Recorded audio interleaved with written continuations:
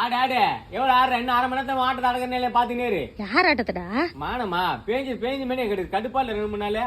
அதான் என்ன வழி நான் பார்த்தேன் மழை நீர்த்துறதுக்கு. மரம் இல்லன்னா மழை வராதுன்னாங்க. நம்ம சொல்லுவா பார்த்தா அம்மா மரத்தை நட்டு வச்சிருக்கானுங்கம்மா. அதான் பிளான் போட்டேன். நான் ரோடு பெருசு பண்ணுங்க ஆச்சு 2வது அப்படின்னு சொல்லி பாதி மரத்தை வெட்டிட்டேன். மீதி கொஞ்சம் மரம் எடுத்து போயிரு கேபிள் காரனை விட்டு வெட்டிட்டேன்.